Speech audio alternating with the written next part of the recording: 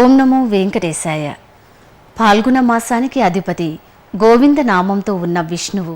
అందుకని ఆ మహావిష్ణువుకి నమస్కరిస్తూ ఈనాటి శుభోదయం కార్యక్రమానికి స్వాగతం. ఈ ఉదయం మనందరికీ శుభమయం కావాలని ఆశిస్తూ మంగళధ్వనితో ప్రారంభిద్దాం.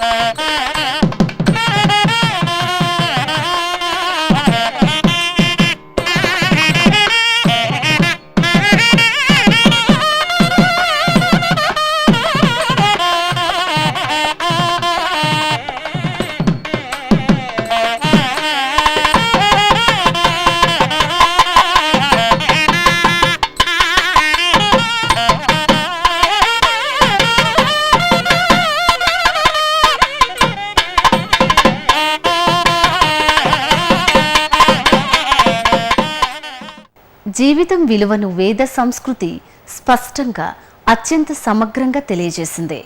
అందుకే అంతటి విశిష్టత కలిగిన వేద పట్టణం చూద్దాం.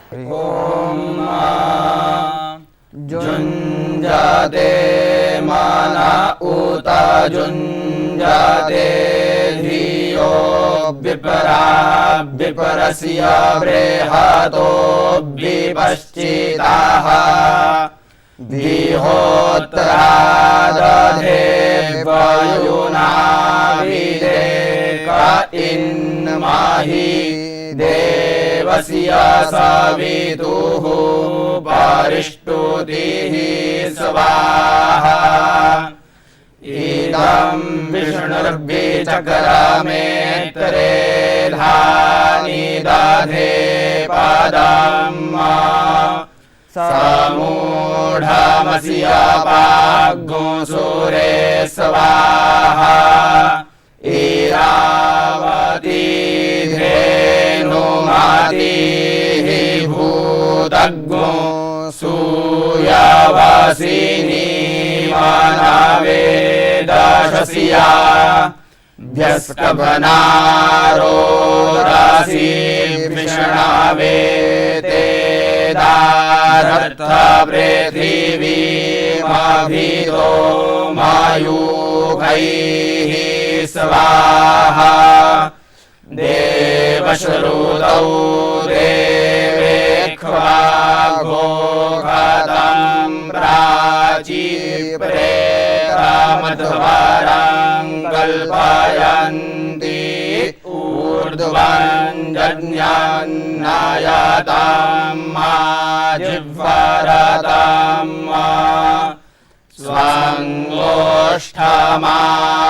स्थमावदतान् देवी दुर्जे आयुर्मा निर्वादिष्टान्तरमेधां वर्कमान् पृथिव्याः विष्णोर्नोकां वीर्याणि परावोचन्याः पार्थिवानि द्विमामे राजाग्मुषि जो अस्कभायदुत्तरग्गो साधस्थां विचक्रमाणस्त्रेधो रुगायो विषणावेत्वा दिवो वा विषण उत वा पृथिव्यामहो वा विषण उरोरन्तरिक्षात् उभाहि हस्तावसुना प्रेणसवा प्रयच्छ दक्षिणा दोदसव्याद्विष्णवेत्वा प्रदद्विष्णुस्तावदेवीर्जेण मृगो न भीमाः कुचरो गिरिष्ठाः जस्योरुखुद्रेखुव्यकरामाणे ख्वादिक्षीयन्ति भुवनानि विषवा विष्णोरराटमसि विष्णोः स्नप्त्रे स्थो विष्णोः स्यूरसि विष्णोर्ध्रुवोऽसि वैष्णवमसि विष्णवेत्वा देवस्य तवा सवितुः प्रसवेश्विनोर्बाहुभ्यां पूषणो हस्ताभ्याम् आददेनार्जसीरमहग्गो रक्षसाङ्ग्रीवा अपि कृन्दामि बृहन्नसि बृहद्रवा बृहतीमिन्द्रा यब्वाचां वद रक्षोहणां बलगहनां वैष्णवी निरमहन्तां बलगमुत्किरामिजां मे निष्ट्यो जममात्यो निचखाने दमहन्तां बलगमुत्किरामिजां मे समानो जमसमानो निचखाने दमहन्तं बलगमुत्किरामिजां मे सबन्धुर्जमसबन्धुर्निचखाने दमहन्तं बलगमुत्किरामिजां मे सजातो जमसजातो निचखानोत्कृत्याङ्गिरामि स्वराडसि सपत्नः सतरराडसि अभिमातिहा जनराडसि रक्षोः सर्वराडसि अमित्रः रक्षोहणो वो बलगहनः प्रोक्षामि वैष्णवान् रक्षोहणो वो बलगहनो वनयामि वैष्णवान् रक्षोहणो वो बलगहनो वस्त्रेणामि वैष्णवान् रक्षोहणो वां बलगहना उपदधामि वैष्णवी रक्षोहणो वां बलगहनो वर्जुहामि वैष्णवी वैष्णवासि वैष्णवास्थ हरि ओम। వేదాల ఉపనిషత్ సారం బ్రహ్మ జ్ఞానాన్ని ప్రసాదిస్తుందని పెద్దలు చెబుతారు. ఉపనిషత్తులలో నిక్షిప్తమై ఉన్న విషయాలను తెలుసుకుందాం. భగవంతుడు అతన్ని సృష్టికర్తయని చింతించడం మాత్రమే కాక సృష్ట్యాది అష్టకర్తృత్వ శక్తి కలిగిన వాడని, స్థితి సంహార నియమన జ్ఞానాజ్ఞాన బంధమోక్షములు కూడా ఈ జగత్తుకు కల్పించేవాడని చింతించవలనని, ధ్యానించవలను ముముక్షువులు అని చెప్పేసి, అలా చేయకపోతే అనర్థానికి గురి అవుతారు అని చెప్పబడింది. అయితే సృష్టికర్త అనేది మాత్రమే చెప్తే చాలు కదా, ఇవంతా ఉన్నదా అతనికి స్థితి సంహార నియమన జ్ఞానాజ్ఞానములు ఎక్కడ చెప్పబడ్డది అంటే అనేక పురాణాలు చెప్తుంది, శృత్యనుసారమైన వేదానుసారమైన వాటిలో చెప్పింది. అన్నిటికంటే ముఖ్యంగా వ్యాస భగవానులచే నిర్మితమైన అద్భుత గ్రంథరాజం ఒకటి బ్రహ్మ మీమాంసా శాస్త్రం, బ్రహ్మసూత్రములని పిలుస్తాం, వేదాంత సూత్రములు అంటారు దాన్ని. ఇంకా ఆ బ్రహ్మసూత్రములు అనేది సకల వేదములకు నిర్ణయిస్తుంది, వేదములను నిర్ణయిస్తుంది, సకల ఉపనిషత్తులను నిర్ణయించేదే కాకుండా భారత భాగవతాది సకల ఇతిహాస పురాణములనే కాక ఎన్ని సత్శాస్త్రములను ఉన్నదో అన్ని శాస్త్రాలను నిర్ణయించే ఏకైక గ్రంథరాజము ఇది. సకల వేదవ్యాసుల వాంగ్మయములో ఇది ముకటప్రాయంగా మూర్ధన్య స్థానంలో ఉన్నది ఈ బ్రహ్మసూత్రములని. ఎవరికైనా ఏదైనా శాస్త్రుడు సందేహం ఉంటే బ్రహ్మసూత్రములను చూచి సరిచేసుకోవాలని. తస్మాత్ సూత్రార్థమాగృహ్య కర్తవ్య సర్వనిర్ణయ. ఏదైనా ఒక నిర్ణయం, జడ్జిమెంట్ ఒకటి ఇవ్వాలంటే సూత్రము, బ్రహ్మసూత్రములను అనుసరించే నిర్ణయం ఇవ్వమంటారు ఆచార్య మధ్వుల వారు. అలాంటి బ్రహ్మసూత్రముల్లో 2వ సూత్రములో ఈ అంశము ప్రతిపాదింపబడింది. మొదటి సూత్రములో పరబ్రహ్మను జిజ్ఞాస గావించండి, ఓం అథాతో బ్రహ్మ జిజ్ఞాస అని చెప్పేసి ఆ పరబ్రహ్మను జిజ్ఞాస చేయండి అని చెప్పింది. అయితే ఆ బ్రహ్మ ఎలాంటి వాడు? ఎవరికైనా ఒక వస్తువును, వ్యక్తిని గురించి చెప్పేటప్పుడు లక్షణం పరిచయం చేయకపోతే వారిపైన మనకు శ్రద్ధ రాదు. అలాగే ఈ భగవంతుణ్ణి జిజ్ఞాస, పరబ్రహ్మను జిజ్ఞాస చేయండి అని చెప్పేసి చెప్తూ ఆ జిజ్ఞాస ఎవరినైతే చేస్తామో అతని లక్షణమేమి, ఏమని ఆ వ్యక్తిని తెలుసుకోవాలా అంటే బ్రహ్మణో లక్షణమాహ అంటాం. ఆ బ్రహ్మకు లక్షణాలను చెప్తున్నారు. ఉదాహరణకు ఎప్పుడూ ఒక వ్యక్తి ఆవును తన జీవనంలో చూచి ఉండడు, ఒక గోవును తీసుకొని రమ్మంటారు. అతడు ఏమంటాడు, ఆవు చూచి ఉండడు కాబట్టి గోవు అంటే ఎలాగుంటుంది అంటాడు. ఆ వ్యక్తి ఏమంటాడు, చెప్పేవాడు గోవుకు లక్షణం చెప్పాలి, ఇలాగుంటుంది అని. ఏం చెప్తాడు, 4 కాళ్ళు ఉండేది ఆవు అంటే గేదెకు 4 కాళ్ళు ఉంటుంది, గుర్రానికి 4 కాళ్ళు ఉంటుంది, దాన్ని తీసుకొచ్చేస్తాడు. అది సరి అయింది కాదు. అయితే ఏం చెప్పాలా, ఆ గోవుకు ఒక లక్షణం చెప్తే ఆ లక్షణం మరొక ప్రాణిలో ఉండకూడదు. అలాంటిది ఏది అంటే ఆ చెప్పే బుద్ధివంతుడు అతని ఆవును రికగ్నైజ్ చేయాలి కాబట్టి గోవును ఒక మంచి లక్షణం చెప్తాడు. ఏమది అంటే గోవుకు ఏ ప్రాణికి లేనటువంటిది అంటే తన మెడ కింద, గొంతు క్రింద వేలాడుతుండేది ఒక చర్మం ఉంటుంది, దాన్ని గంగడోలు అంట, శాస్నాదిమాన్.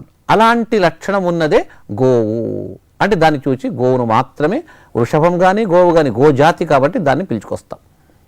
అలాగే ఈ బ్రహ్మ, పరబ్రహ్మ ఎలాంటి వాడు, ఈ బ్రహ్మను గురించి తెలుసుకోవాలంటే ఆ బ్రహ్మ లక్షణాన్ని 2వ సూత్రంలో ఓం జన్మాద్యస్య యతః ఓం అంట. అంటే ఈ జగత్తుకు, ఈ కంటికి కనిపించే ఈ ప్రపంచము యొక్క జన్మాదులు ఎవని వలన కలుగుతుందో, కేవలం జన్మ మాత్రం చెప్పలేదు, జన్మ అన్నట్టయితే సృష్టి అని అర్థం.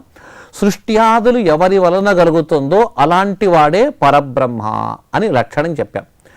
ఆది పదంతో ఏం చేసుకోవాలి, జన్మాదులు, జన్మమే మొదలైనటువంటి కర్తృత్వము ఎవనికైతే ఉన్నదో, ఏది మొదలైన అని చెప్పడానికే ఒక పురాణ వాక్యం చెప్తుంది. సృష్టి స్థితిశ్చ సంహార నియతిర్జ్ఞానమావృతి బంధమోక్షావపిక్యాసు శృతిసూక్త హరేస్తది. సృష్టి, స్థితి, సంహారము, నియమన, జ్ఞాన, అజ్ఞాన, బంధ, మోక్షములు ఆ భగవంతుడే దీన్ని ఈ ప్రపంచానికి కలగజేస్తాడు. అంటే సృష్ట్యాది అష్టకర్తృత్వ శక్తి కలిగిన వాడు ఈ పరమాత్మ, పరబ్రహ్మ అని ఆ బ్రహ్మసూత్రములు చెప్పింది. అంటే బ్రహ్మసూత్రములు ఉపనిషత్తులను, వేదములను కూడా నిర్ణయించి జడ్జిమెంట్ ఇచ్చే ఒక గొప్ప న్యాయ నిర్ణేత ఈ బ్రహ్మసూత్రం. ఉపనిషత్తుల్లో సరిగా అర్థం కాలేదు అంటే ఉపనిషత్తును ఈ విధంగా అర్థం చేసుకోవాలని చెప్పేసి ఆ అర్థాన్ని మనకు సరి అయిన రీతిలో ఇదమిత్తమని నిర్ణయించి చెప్పే ఏకైక గ్రంథరాజము ఈ బ్రహ్మసూత్రములు. ఇలాంటి బ్రహ్మసూత్రంలో ఈ ఉపనిషత్తుకు కావలసిన అంశం ఉన్నది. ఆ భగవంతుని కేవలం సృష్టికర్త అని మాత్రమే కాకుండా స్థితికర్త, సంహారకర్త, నియమన, జ్ఞాన, అజ్ఞాన, బంధ, మోక్షములు. మనకు సృష్టిని చేసి భగవంతుడు చేయి వదలడు. ఏ సమయం ఉన్నంత వరకు మనకు అన్ని సౌకర్యాన్ని కలిగించి పరిపాలించాలి. తల్లిదండ్రులు పిల్లలను కన్న తర్వాత మీరు ఎట్లయినా పోండి అంటారా?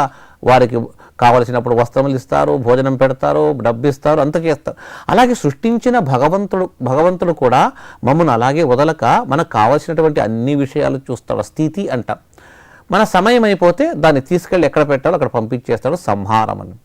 అంతేకాదు, సృష్టి చేసిన ప్రతి ఒక్కరూ కూడా ఒకవేళ పుట్టిన శిశువులు తల్లి తండ్రి మాట వినకపోవచ్చు, పిల్లలు పెద్దగా అయిన తర్వాత తల్లి తండ్రిని వదిలేయవచ్చు. అయితే ఏ వ్యక్తి భగవంతుడు ఎవరిని సృష్టి చేస్తాడో వాడు మాత్రం తప్పనిసరిగా భగవంతుని గుప్పెట్లో ఉంటాడట. నియమనం అంటాడు. అతని యొక్క అధీనంలో పెట్టుకుని అతన్ని నియమిస్తాడు, జ్ఞానం ఇస్తాడు. అజ్ఞానము, అనాదిగా ఉండే జ్ఞాన అజ్ఞానములకు భగవంతుని అధీనం అని చెప్పేసి అర్థం. జ్ఞానాజ్ఞానములు, బంధము, మోక్షము, బంధము నుంచి వారిని తొలగించి మోక్షానికి పంపే ఆ శక్తి కూడా భగవంతునిలోనే ఉన్నది అని ఈ విధమైన ఉపాసనను చేయాలని చెప్పేసి ఉపనిషత్ చెప్తుంది. కేవలము ఇక్కడ చెప్పినటువంటి సృష్టికర్త అని మాత్రమే కాదు, సృష్టి, స్థితి, సంహార, నియమన, జ్ఞానాజ్ఞాన, బంధ, మోక్షములు కూడా ఈ భగవంతుని నుంచే ఈ లోకానికి కలుగుతుంది అని ఈ విధమైనటువంటి విచారాన్ని మనస్సులో ఉంచుకొని అలా ఉపాసన చేయండి. ఆ విధంగా ఉపాసన చేసినటువంటి వ్యక్తికి ఎప్పుడు కూడా హాని కలగదు, ఎలాంటి అందం తమస్సాది లోకములు కలగదు. ఇక ఆ భగవంతుని యొక్క పరాత్పరుని యొక్క ప్రసాదముచే, అనుగ్రహముచే వారికి దివ్యమైనటువంటి మోక్షము లభిస్తుంది అని చెప్పేసి ఈ ఉపనిషత్తు ఇలాంటి అంశాన్ని చాలా చక్కగా మనకంతా కూడా నిర్ణయించి చెప్తూ ఉన్నది. పాల్గొన మాస విశిష్టతను కొంత తెలుసుకుందాం. కిం పాద్యం పదపంకజే సముచితం యత్రోద్భవా జాహ్నవీ కిం వార్ఘ్యం మునిపూజితే శిరసితే భక్త్యాహృతం సాంప్రతం కిం పుష్పం త్వయి శోభనం వ్రజపతే సత్పారిజాతార్చితే కిం స్తోత్రం గుణసాగరే త్వయి హరే కేనార్చయే త్వాం నరః. స్వామి యొక్క పూజను మనం ఆచరించాలి అన్నటువంటిది నిజమే. ఫాల్గుణ మాసంలో మనం గోవిందార్చనం చేయడం అనేటువంటిది చాలా విశిష్టమైనటువంటి విషయం అని కూడా మనకి తెలిసినటువంటి విషయమే. అయితే ఎలా చేయాలి? స్వామివారికి అర్ఘ్యం ఇవ్వాలి, అభిషేక జలాలను మనం సమర్పించాలి, చక్కగా స్తోత్రాలను సమర్పించాలి, పుష్పాలను సమర్పించాలి. లోకంలో శ్రేష్టమైనటువంటి పుష్పాదులను మనం సేకరించాలి.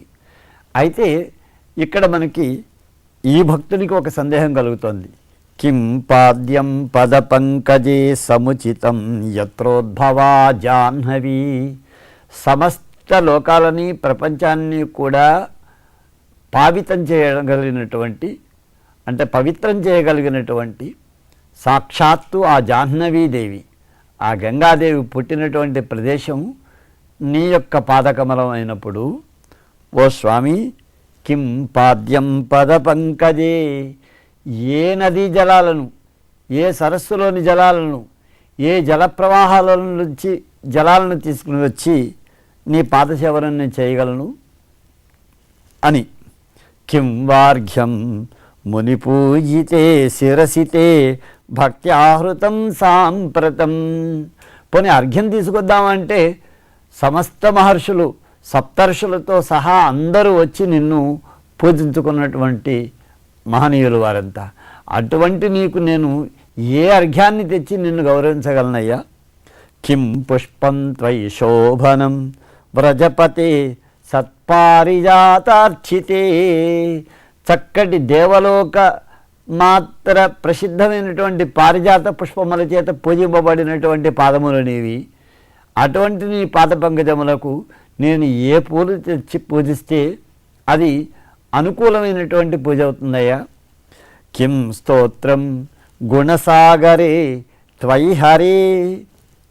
ఓ హరే, నీ యొక్క గుణములు విశిష్టమైనటువంటి మహత్తరమైనటువంటి గుణములు 2, 3, 4 అయినట్టయితే మేము ఏదో స్తుతి చేయగలం, 10, 100 అయినా స్తుతి చేయగలం. కానీ నీవు గుణసాగరుడవి. లోకంలో ఉండేటువంటి సమస్త సద్గుణములు కూడా నీకు సంబంధించినటువంటివి. అటువంటి గుణసాగరుడమైనటువంటి గుణసముద్రుడమైనటువంటి నిన్ను ఏ గుణములను ప్రోగి చేసి ఒక స్తోత్రాన్ని తయారు చేసి ఆ స్తోత్రంతో నిన్ను స్తుతింపగలమయ్యా. కేనార్చయే త్వాం నరః. కాబట్టి మానవుడు నిన్ను అర్చించాలంటే ఏ ప్రకారంగా అర్చించాలో నువ్వే మార్గాన్ని బోధించు అని వినయంగా ఆ భగవంతునికి భక్తుడు సమర్పించుకునేటువంటి నివేదన ఇది. అంటే ఇక్కడ ఆయన యొక్క ఆనంత్యం, గుణానంత్యం కానీ మహాత్మ్యానంత్యం కానీ అంత అవధులు లేనటువంటిది, అంతటి గొప్పవాడు, అంతటి మహాత్ముడు ఆ స్వామి అని చెప్పడం కోసమని మనకు ఈ స్తోత్రం ఉద్దేశింపబడింది. కనుక ఈ స్తోత్రంలో ఉండేటువంటి భావాన్ని మనసులో పెట్టుకొని ఏకో దేవ కేశవో వా శివో వా, మనం అర్చించేటువంటి దేవుడు ఒకడే దేవుడై ఉండాలి. మనస్సులో ప్రతిష్ఠింపబడినటువంటి ఆ దేవతామూర్తిని మనం అర్చించుకోవాలి, భావించుకోవాలి. ఆ మహత్వాన్ని మనం సంశయరహితంగా ఆ మహత్వాన్ని మనం మన మనసులో పూర్తిగా మనం వ్యాపింపజేసుకోవాలి అనేటువంటిది ఈ శ్లోకం యొక్క హృదయం అన్నమాట. ఫాల్గుణ మాసంలో మనం తెలుసుకోవాల్సినటువంటి విషయం ఇదే. ఈరోజు తిథి వార నక్షత్రాలలో దాగి ఉన్న విశిష్టతను చూద్దాం. ఈరోజు ఏప్రిల్ 5వ తేదీ మంగళవారం, త్రయోదశి తిథి, శతభిషం నక్షత్రం. ఇక్కడ త్రయోదశి తిథికి అధిదేవత కామదేవుడు, మన్మధుడు. అదేవిధంగా శతభిష నక్షత్రానికి అధిదేవత వరుణుడు. కనుక వరుణ దేవతాత్మకమైనటువంటి ఈ శతభిష నక్షత్రంలో మనం ఆచరించదగినటువంటి చక్కటి వ్రతం ఏమిటంటే కుబేర వ్రతం. ప్రతి త్రయోదశి తిథికి కూడా ఆ రోజున మరి ఏ వ్రతాలు కనుక లేకపోయినట్టయితే మనం కుబేరార్చనం చేయవచ్చు. ఇంకే వ్రతాలు చేసినా సరే ఆ వ్రతాల్లో ఉపాంగంగా కూడా మనం కుబేర వ్రతాన్ని ఆచరించవచ్చు. మనకు అష్టదిక్పాలకులు, తూర్పుకు ఇంద్రుడు అధిదేవత, ఆగ్నేయ దిక్కుకి అగ్ని అధిదేవత, దక్షిణ దిక్కుకి యముడు అధిదేవత, నైరుతి దిక్కుకి నిరుతి అధిదేవత, అదేవిధంగా పశ్చిమానికి వరుణుడు అధిదేవత, వాయువ్య దిశకి వాయువు అధిదేవత, ఉత్తర దిక్కుకి ఈ కుబేరుడు అధిదేవత, అధిపతి. అలాగే ఈశాన్య దిక్కుకి ఈశానుడు అధిదేవత, అధిపతి. ఇలాగా అష్టదిక్కులకి కూడా ఈ దిక్పాలకులు చక్కగా అధిపతులై పరిపాలిస్తూ ఉంటారు. ఇక్కడ ఉత్తర దిగధిపతి అయినటువంటి కుబేర పూజనం వల్ల మన గృహంలో సంపదలకి ఎప్పుడు కూడా, ధనధాన్యాలకి సంపదలకి లోటు ఉండదు అని మన కల్పాలు ఉపదేశిస్తున్నాయి. కనుక కుబేర వ్రతాన్ని ఈ భావనని మనసులో పెట్టుకుని మనం ఆచరించాలి. అలాగే కోదండరామస్వామి వారి యొక్క ఆలయంలో స్థానికమైనటువంటి ఉత్సవాలలో ఇప్పుడు ఆ కోదండరామస్వామి వారి బ్రహ్మోత్సవాలలో భాగంగా ఈనాడు ప్రాతకాలం శనిశేష వాహనం మీద స్వామివారిని మాడవీధుల్లో సంచరింపజేస్తారు.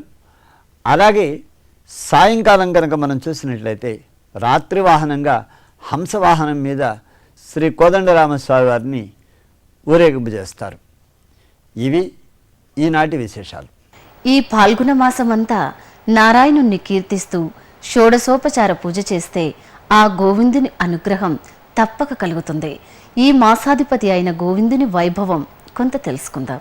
फाल्गुने मासि पूर्णायाम् उत्तरक्षेन्दुवासरे गोविन्दराजो भगवान् प्रादुरासीन्महामुने కాలః కలయతామహం అని గీతాచార్యుడై స్వామి తన యొక్క విభూతిని తెలియజేశాడు.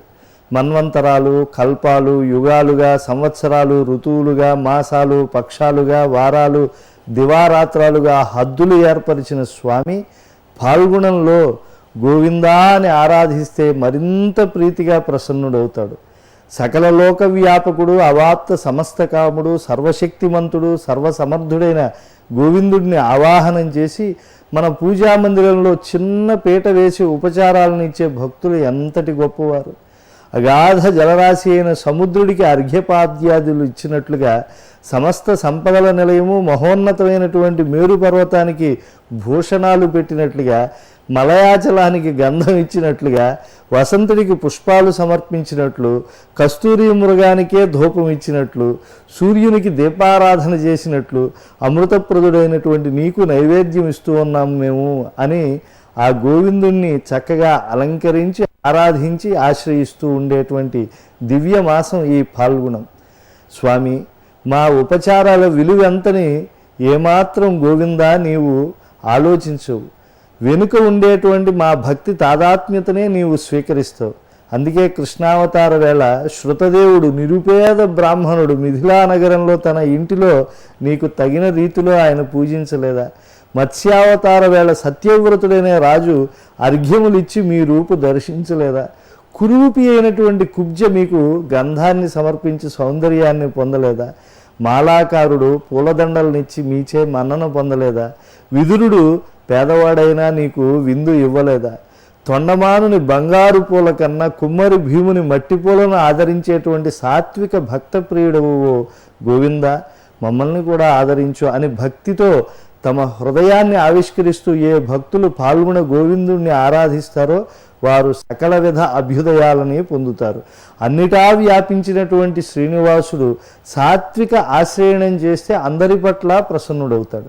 త్వయిమయి చాన్యత్రైకో విష్ణు వ్యర్థం కుప్యసి మయి అసహిష్ణు భవసమచిత్త సర్వత్రత్వం వాంఛస్య చిరాద్యది విష్ణుత్వం భజ గోవిందం భజ గోవిందం గోవిందం భజ మూఢమతే. నాలో నీలో అందరిలో అన్ని ప్రదేశాల్లో అన్ని కాలాల్లో గోవిందుడు వ్యాపకుడై ఉన్నాడు కనుక కోపము పరనింద లాంటి దుర్గుణాలను విడిచిపెట్టి శాశ్వత గోవింద పదారవింద ప్రాప్తి పొందాలంటే అన్ని వేళలా అన్నిటి యందు అందరి యందు సమదృష్టిని మనం కలిగి ఉండాలి. ఇందుకే గోవిందం పరమానందం భజ అని సదా భజించాలి. ద్రౌపదీదేవి వస్త్రాపహరణ వేళ శంఖ చక్ర గదాపాణి ద్వారకా నిలయాచ్యుత గోవింద పుండరీకాక్ష అని చెప్పి ఆర్తితో ప్రార్థించింది. స్వామి కాలాంతరంలో ఆనాడు ద్రౌపదీదేవి గోవిందేతి యదాక్రందత్ కృష్ణం మాం దూరవాసినం రుణం ప్రవృద్ధమివ మే హృదయాన్నాపసర్పతి. ద్రౌపది ఎక్కడో దూరంలో ఉంటే ద్వారకావాసిన్ క్వాసి యాదవనందన అని చెప్పి హస్తినాపురం నుండి పిలిచింది గోవిందా అని ఆర్తితో. కనుక స్వామి ఆమె పట్ల ఎంతో ప్రేమతో ఉన్నాడు, ప్రత్యుపకారం చేశాడు. అయినా ప్రేమ భావన మరింతగా పెరుగుతోంది. ఎంతగా ఆవిడకి ఉపకారం చేస్తూ ఉంటే అంతగా. అంటే భగవంతుణ్ణి గోవిందా అంటే ఉప్పొంగిపోతాడు. ఎంత దూరంలో ఉండి పిలిచినా పరవశించి పరిరక్షిస్తాడు. స్వామికి అంత ఇష్టమైన నామం గోవిందనామం. పైగా అది పాల్గొనంలో మరింత శ్రీనివాసుని మనస్సును ఆహ్లాదపరుస్తుంది. కనుక గరుడధ్వజుడైనటువంటి ఆ గోవిందుని శ్రీచరణాల వరకు మనం మంగళాశాసనం చేసి తరిద్దాం. పాల్గొన గోవిందరాజుని మనస్సులో ప్రతిపాదనం చేసుకుందాం. గోవింద రాజాగ్రజాయ గోవిందాయ చ శౌరిణే కుబేరాప్తాయ నిత్యాయ వెంకటేశాయ మంగళం. సదాచారం పాటించడం వలన ఆయువు, సంతానం, తరగని ఆహారం పొందవచ్చు అని పెద్దలు చెబుతారు. అందుకే ఈరోజు ఒక సదాచారాన్ని విని ఆచరిద్దాం. మనం సదాచారంలో పూజకి ముందు చేయవలసినటువంటి దీపారాధన, దీని గురించి మనం చెప్పుకుంటున్నాం. పూజా కార్యక్రమానికి ముందు తప్పకుండా దీపారాధన చేయాలి. ఎందువల్ల అంటే అగ్నిముఖ ఇవ హి దేవాహ అని వేదం చెబుతోంది.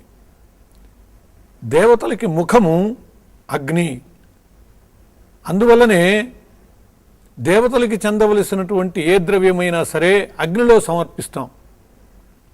యజ్ఞయాగాదుల రూపంలో ఇంద్రాయ స్వాహ ఇంద్రాయదన్నమమ అని చెప్పి అగ్నిలో వేస్తే అది ఇంద్రుడికి చేరుతుంది. అంతేగాని ఇంద్రుడి బొమ్మ పెట్టి రాముడి బొమ్మ పెట్టి ఆ బొమ్మ మీద పోస్తే అది రాముడికి ఇంద్రుడికి చేరదు. కాబట్టి భగవంతునికి ఏది సమర్పించాలన్నా భగవంతునికి ముఖం ఏమిటి అంటే అగ్ని. ఏ దేవతకైనా ముఖము అగ్నే. అగ్నిలో వేసిందే ఆయా దేవతలకు చేరుతుంది. మనం ఏ విధంగా అయితే ఎవరికి ఉత్తరం వ్రాయవలసి వచ్చినా ఉత్తర దిశగా ఉన్న గ్రామాలకు రాయవలసిన వాళ్ళకి అడ్రస్ రాసి ఉత్తరం వైపు పారేయం, దక్షిణం వైపు వాళ్ళకి అడ్రస్ రాసి దక్షిణం వైపు పారేయం. వాళ్ళదైనా వీళ్ళదైనా ఆ ఎర్రటి డబ్బాలోనే వేస్తాం, అప్పుడే అది వాళ్ళకి వేరుతుంది. అట్లాగే ఏ దేవతకి చెందవలసిందైనా ఆ దేవత పేరు చెప్పి ఆ ఎర్రటి నిప్పుల్లో వేస్తేనే ఆ దేవతకి చెందుతుంది. కాబట్టి అగ్నిముఖాయ వహి దేవాః. మరి ప్రతి ద్రవ్యము అగ్నిలో పోస్తే ఇక మనకు మిగిలేదేమిటి? ఇక ప్రసాదం అనేటటువంటిదే మిగలదు కదా అని అంటే అందుకోసమనే దీపారాధన విధానం చెప్పబడ్డది. దీపారాధన అగ్ని కాబట్టి దీపారాధన చేసి భగవంతునికి సమర్పిస్తే అగ్నిముఖంగా సమర్పించినట్లు అవుతుంది. ఇది భగవదర్పితమైనటువంటిది, ప్రసాదంగా మనకి సమకూడుతుంది. అందువల్ల మనం మొట్టమొదట దీపారాధన చేయాలి. దైవ కార్యక్రమంలో దీపారాధన చాలా ముఖ్యమైనటువంటిది. అఖండ దీపహీనాయ సా పూజ నిష్ఫలా భవేత్ అని చెప్పి పూజ పూర్తయ్యేదాకా అఖండంగా దీపారాధన ఉండాలి. ఈ అఖండ దీపము అనేటటువంటిది ప్రతిష్టలు, వ్రతాలు మొదలైనటువంటి ఎక్కువ రోజులు జరిపేటటువంటి కార్యక్రమానికి వాడుతూ ఉంటారు. అటువంటి అఖండానికి 32 పోగుల వత్తి వెలిగించాలి అని చెప్పి శాస్త్రం చెబుతోంది. నిత్య పూజకి అటువంటి అఖండంగా కాక మామూలుగా దీపారాధన చేసి కార్యక్రమాన్ని పూర్తి చేయాలి. ఇలా చేసేటప్పుడు ఆ దీపారాధనకు సంబంధించినటువంటిది 7 అంగుళాల ఎత్తులో కానీ 3 అంగుళాల ఎత్తులో కానీ 1 అంగుళం ఎత్తులో కానీ ఆ దీపారాధనకు సంబంధించినటువంటి పాత్ర ఉండేటట్లుగా మనం చూడాలి. అంత ఎత్తు మనం ధాన్యం పోసి దాని మీద ఈ పాత్రని ఉంచాలని చెప్పి శాస్త్రం చెబుతోంది. అటువంటి పద్ధతిలో ఈ దీపారాధన చేసేటటువంటి దీన్ని దీప ఆరాధన అన్నారు. దీపం ముట్టించటము వెలిగించటము అనలేదు. అంటే దైవ ఆరాధన ఎలాంటిదో ఈ దీప ఆరాధన అలాంటిదే. సాక్షాత్తు సకల దేవతలకి ముఖమైనటువంటి అగ్నిదేవునికి సంబంధించినటువంటి ఆరాధన ఇది. దీనికి కూడా కొన్ని నియమాలు చెప్పారు. ఒత్తి దీపారాధనకి వేసేటటువంటి ఒత్తి 1 పోగు కానీ 3 పోగులు కానీ 7 పోగులు కానీ 9 పోగులు కానీ బేసి సంఖ్యలో ఉండాలి. అలాగే ఈ ఒత్తులు 2 వెలిగించాలి. 1 ఒత్తి వెలిగించడం అనేటటువంటిది పుణ్యకార్యాలకి దైవ కార్యాలకి తగదు. ఎవరైనా చనిపోయినప్పుడు దీపం పెడతారు, అప్పుడు 1 ఒత్తి వెలిగించి పెడతారు. అలాగే తద్దినాల్లో కూడా 1 ఒత్తి వెలిగించి పెడతారు. ఇళ్లలో మనం పూజకి 1 ఒత్తి వెలిగించి పెట్టడం అనేది దోషం. ఈ మధ్య ఒకే రంధ్రంతో ఒత్తిని వెలిగించేటటువంటి పద్ధతులు వచ్చాయి. అలాంటిది వెలిగించవలసి వచ్చినా కూడా 2 ఒత్తుల్ని కలిపి వెలిగించాలి తప్పితే 1 ఒత్తినే ప్రవేశపెట్టి దాన్ని వెలిగించడం అనేటటువంటిది అశుభ సూచకం తప్పితే శుభ సూచకం కాదు. ఇలాంటి నియమాలు పెద్దలు చెప్పారు. దీనిలో కూడా కుంభవొత్తి, అడ్డవొత్తి అని ఉంటాయి. పువ్వొత్తి అంటారు కుంభవొత్తిని. అది మధ్యలో వేసి అడ్డవొత్తిని పక్కన వేసి వెలిగించటం.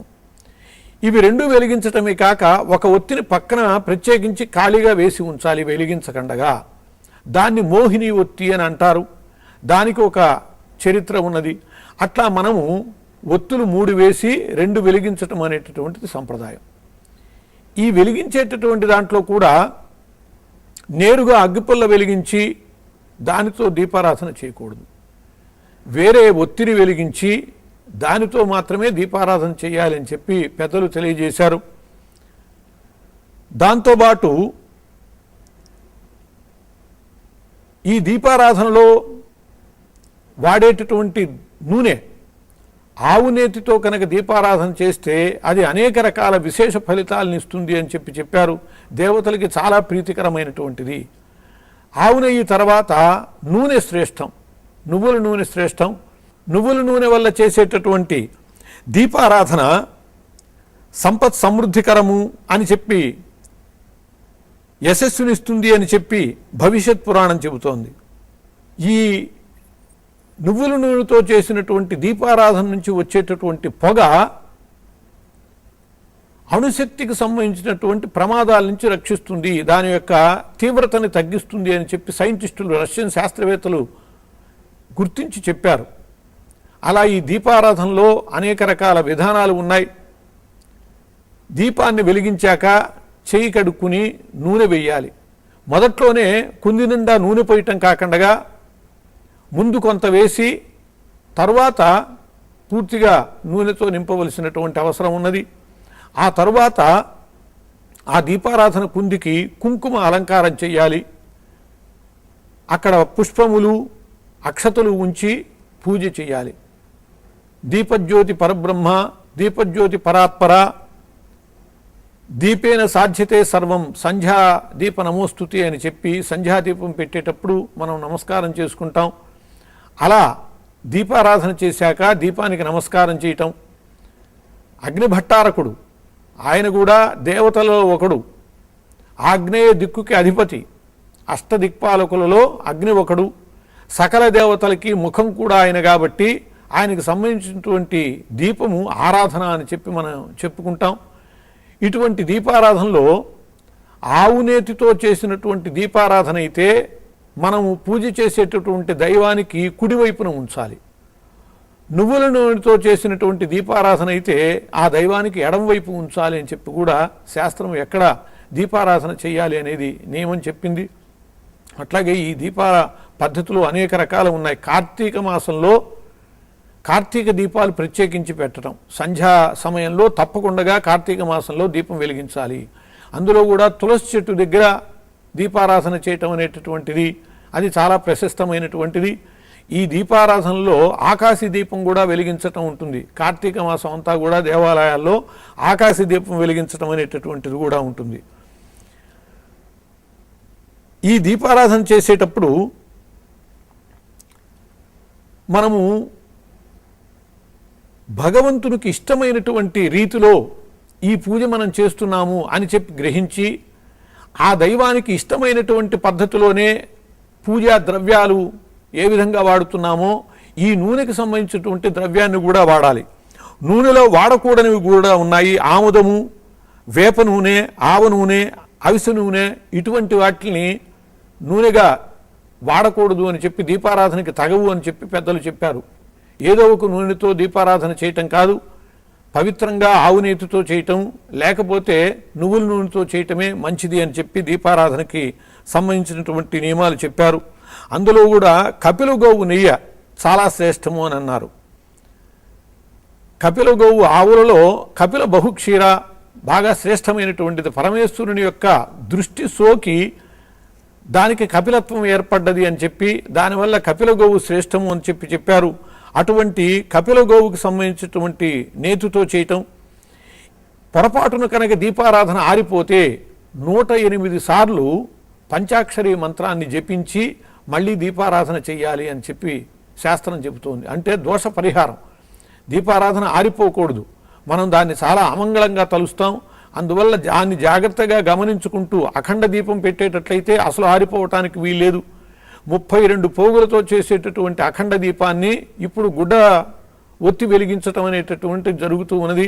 అట్లా అఖండము కానీ మామూలుగా నిత్యపూజ దీపారాధన కానీ ఆరకండగా ఉండేటట్టు చూసుకుని ఒకవేళ ఆరితే పరిహారం చేసుకుంటూ అలా దీపారాధన చేసుకుని అగ్నిసాక్షిగా మనం భగవంతునికి అర్పించాలి అని చెప్పి పెద్దలు చెప్పారు. స్వస్తి. తీయనైన తెలుగు పద్యాలలో సుమతి శతకాలది ఒక ప్రత్యేకమైన స్థానం. తెలుగు పద్యాల గొప్పతనాన్ని విశ్వవ్యాప్తం చేసిన సుమతి పద్యాన్ని విందాం. అందులో దాగి ఉన్న భావాన్ని గ్రహిద్దాం.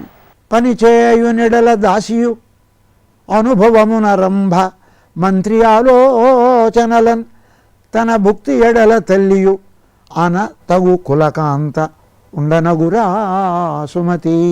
అన తన కులకాంత ఉండనగురా సుమతి. గృహస్థుల గురించి చెప్తున్నాడు. కులకాంత, కులస్త్రీ, పతివ్రత, ఇల్లాలు. ఆమె ఏ ప్రకారంగా ఉండాలి, ఆమె ఏ విధంగా ఉంటే ఈ గృహస్థాశ్రమం సుఖవంతం అవుతుంది అని చెప్పే బోధ ఇది. పని చేయునెడల దాసియు, ఇంటిలో పని చేసేటప్పుడు తాను ఒక కర్మచారిని దాసి ఏ ప్రకారంగా ఒళ్ళు ఉంచుకోకుండా ఉంచి పని చేస్తుందో ఆ ప్రకారంగా పని చేయాలి. అనుభవమున రంభ, సుఖాన్ని భర్తకు సుఖాన్ని కలిగించడంలో రంభ ఏ ప్రకారంగా దేవలోకంలో ఉండేటువంటి అప్సర స్త్రీలలో మేటి అయినటువంటి రంభ సుఖాన్ని కలిగిస్తుందో ఆ ప్రకారంగా సుఖాన్ని కలిగించేట్టుగా ఉండాలి. ఇక గృహస్థాశ్రమ జీవనంలో ఎన్నో చిక్కులు వస్తాయి, ఎన్నో కార్యాలు వస్తాయి, అనేక విషయాలు ఆలోచించవలసి వస్తుంది.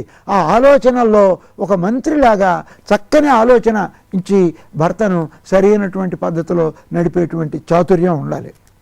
ఇక భర్తకు భాజనాది సౌకర్యాలు కలిగించేటప్పుడు తల్లిలాగా, తల్లి ఎట్లయితే బిడ్డ పట్ల ఎంతో ప్రేమతో ఆ భోజనాది సౌకర్యాలను ఏ లోటు లేకుండా చూస్తుందో ఆ ప్రకారంగా తల్లి పాత్ర వహించి భోజనాది సౌఖ్యాలను భర్తకు కలిగించాలి.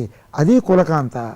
ఈ భావము తెలుగులో ఆయన పద్యంగా రాసినప్పటికీ దీనికి మూలమైనటువంటి శ్లోకాలు సంస్కృతంలో ఇంక కొంత మార్పుతో కనిపిస్తున్నాయి. ఆ శ్లోకం చూడండి.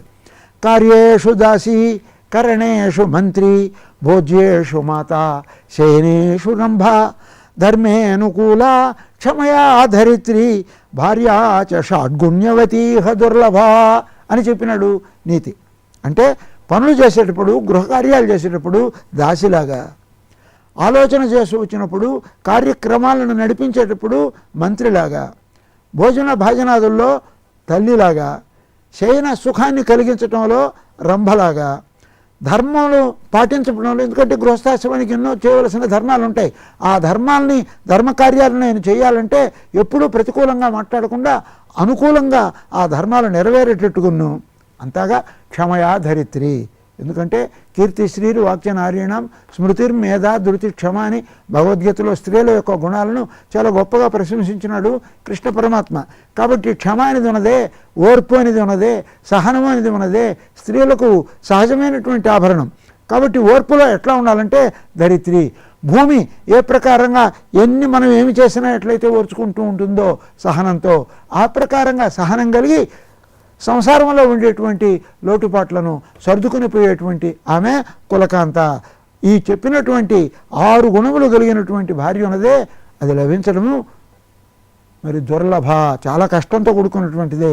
కానీ ఏ పూర్వపుణ్య విషయాన్నో అలాంటి భార్య అనేటువంటిది దొరికితే ఆ స్వర్గమే, ఆ సంసారమే స్వర్గ తుల్యమైనటువంటిది అని చెప్పాలి. అందుకే చెప్పారు యస్య భార్యా శుచిర్దక్ష భర్తారం అనుగామిని.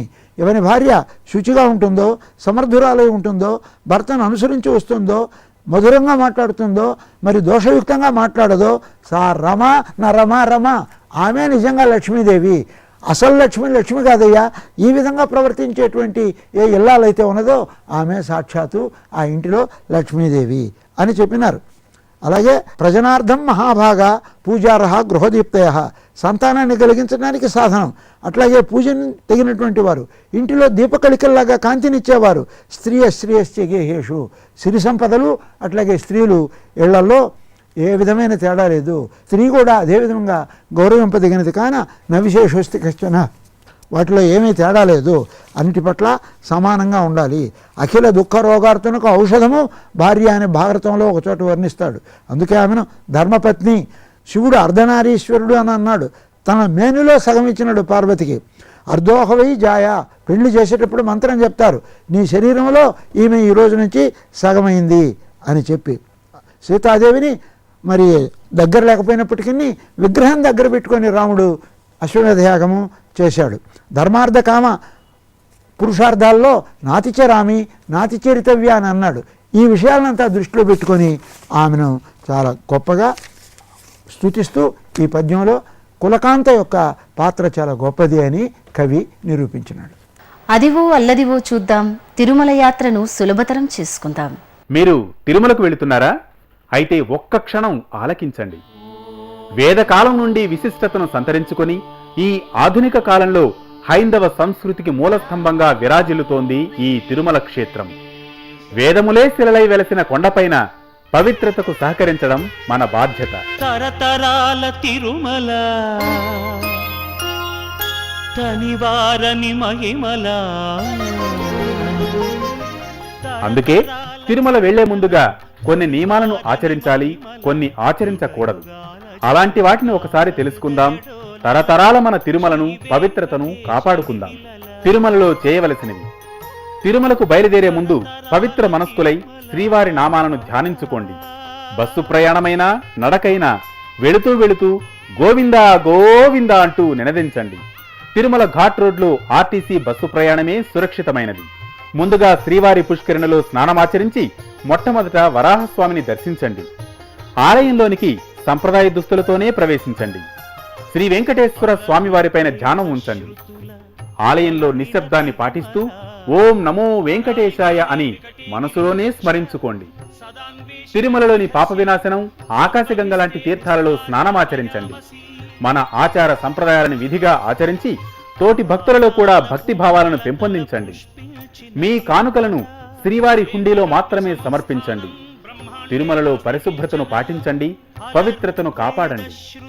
ఇక తిరుమలలో చేయకూడనివి: తిరుమలలో మద్యం, మాంసం వంటి పదార్థాలను తీసుకోకండి. తిరుమలలో పొగ త్రాగకండి. తిరుమల మాడవీధులు పవిత్రమైనవి. మాడవీధులలో పాదరక్షలతో తిరగకండి. తిరుమల విహారయాత్ర కాదు, శ్రీవారి దర్శనం కోసమే తిరుమలకు రండి. క్యూలో క్రమశిక్షణ, భక్తి భావాలను పాటించండి. తిరుమల తిరుపతి దేవస్థానం కల్పిస్తున్న సౌకర్యాలను గురించి ముందుగానే SVBC ద్వారా తెలుసుకోండి. మీ తిరుమల యాత్రను ఫలప్రదం చేసుకోండి. మనస్సును ఆహ్లాదపరిచే శక్తి సంగీతానికి ఉంది అనడంలో ఎటువంటి అతిశయోక్తి లేదు. అందుకే ఈ ఉదయం మంచి కీర్తనను విందాం, ఆనందంగా ఉందాం.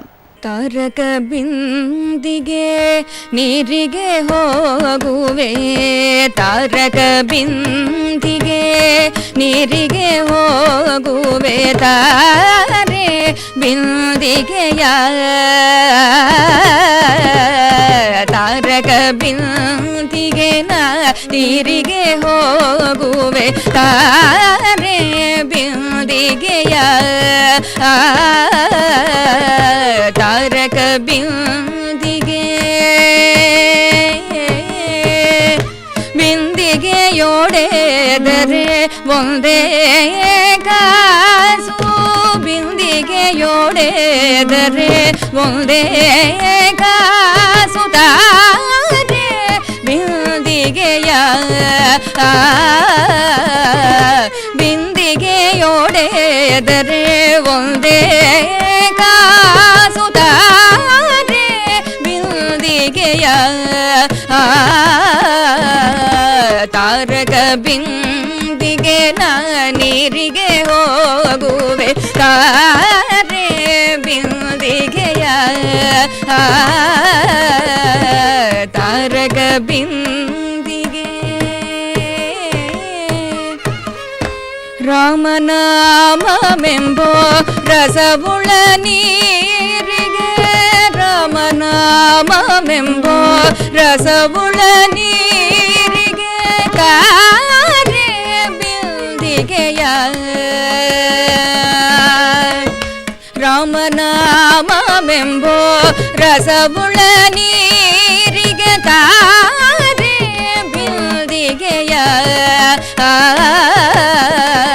ಕಾಮಿನಿಯರ ಗೂಡಿ ಏಕಾಂತ ಮಾಡೇವೋ, ಕಾಮಿನಿಯರ ಗೂಡಿ ಏಕಾಂತ ಮಾಡೇವೋ, ತಾರೆ ಬಿಂದಿಗೆಯ ತಾರಕ ಬಿಂದಿಗೆ ನೀರಿಗೆ ಹೋಗುವೆ, ತಾರೆ ಬಿಂದಿಗೆಯ ತಾರಕ ಬಿಂದಿಗೆ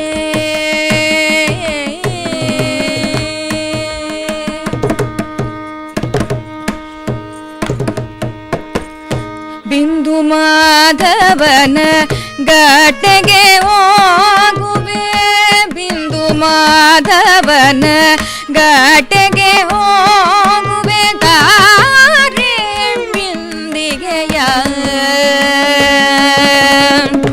ಬಿಂದು ಮಾಧವನ ಘಾಟಗೆ ಹೋಗುವೆ, ತಾರೆ ಬಿಂದಿಗೆಯ ಪುರಂದರ ವಿಠಲನ ಅಭಿಷೇಕ ಮಾಡೇವೋ ಪುರಂದರ ವಿಠಲನ ಅಭಿಷೇಕ ಮಾಡೇವೋ ದಾರೆ ಬಿಂದಿಗೆಯ ತಾರಕ ಬಿಂದಿಗೆ ನೀರಿಗೆ ಹೋಗುವೆ ತಾರೆ ಬಿಂದಿಗೆಯ ತಾರಕ ಬಿಂದಿಗೆ.